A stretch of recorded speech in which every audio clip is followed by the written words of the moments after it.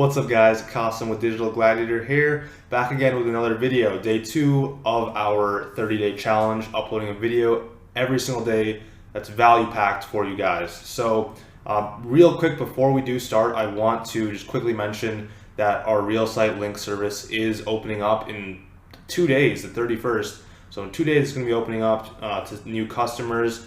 We're only going to be bringing on 40 customers, so not everyone's going to be able to be brought on, but if you apply, you'll be able to join up whenever we open in the future. So just click the link in the description if you want to do that. But let's get right into it without further ado. So in this video, we're going to be talking about Black Hat SEO versus White Hat. What's better? What are they? All that. We'll get into that. And if you have any questions, just leave them in the comments below. But starting off, let's talk about Black Hat. So quick definition, like very informal definition. Black Hat it consists of a little riskier techniques. They have high risk, yes, but they also have higher reward in a lot of cases. So you might get quicker rankings, but then you might also get penalized. Your money site might get de-indexed. So it's a trade-off basically, and you'll see how White Hat's also a trade-off as well. But examples of Black Hat, GSA. SAPE, sending that to your money site, or if you're sending that like to tier 2s, that's more of a Black Hat strategy. And in my opinion, it's not a long-term strategy unless you're really sneaky with it. I'm not well versed in GSA and SAPE, so for me, it wouldn't be a long-term strategy. But I'm sure there are guys out there that are using it, and I've talked to a couple people actually that are using it pretty well, and it's part of their strategy. But for the most part, for like the everyday SEO, and even myself, like I don't dabble in it. You have to really dig deep, and you have to talk to people who are successful with it, and then do a lot of testing on your own.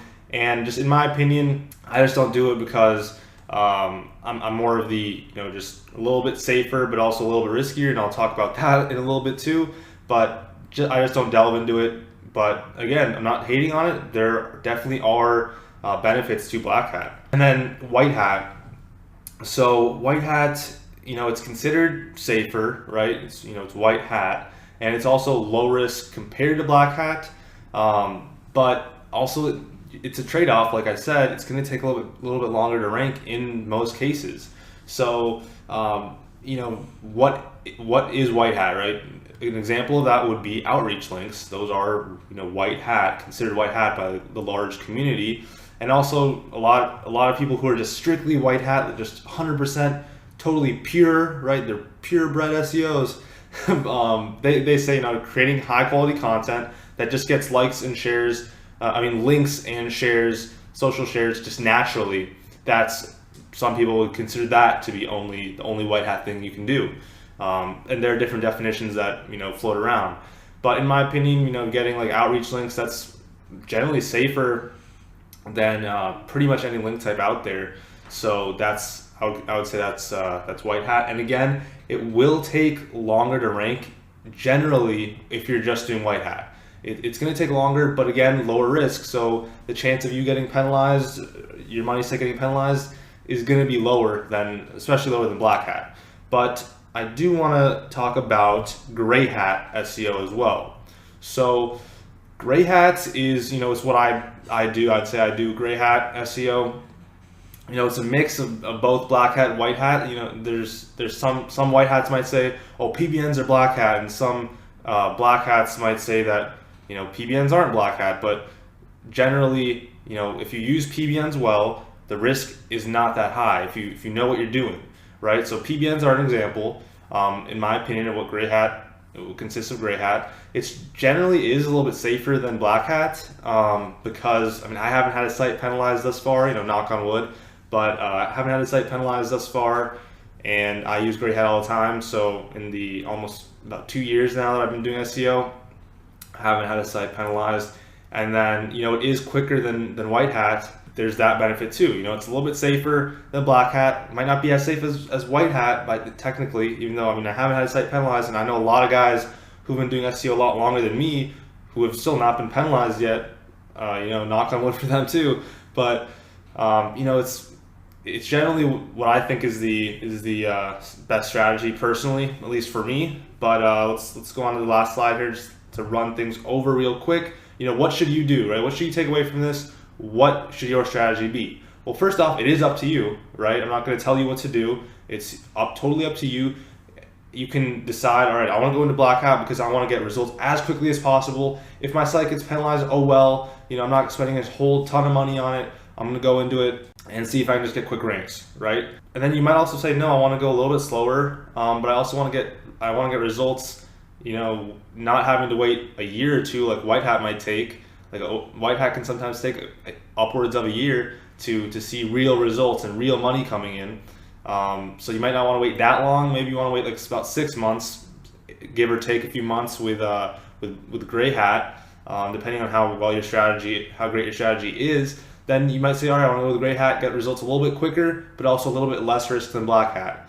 And then it also does depend on your budget. White Hat is going to be a little bit more expensive when you're doing outreach, or if you're using our service real site links. They're not as cheap as a PBN, but it is a really high quality link, right? And also, personally, what I do is I mix them both. So I use PBNs, I use my real site link service, and then it works great. Like, mixing it up and then adding, obviously there's other link types, but that's not, like citations and whatnot, social signals, of course, want social signals, all that, press releases. I talked in yesterday's video, if you didn't watch, I talked about all the different link types, and the pros, cons, what should you use them, should you not. So just watch that video if you haven't already. But then, lastly, it also does depend on client versus affiliate or your own properties, because you have to think about, if you're doing client SEO, do you really want to risk your client's livelihood,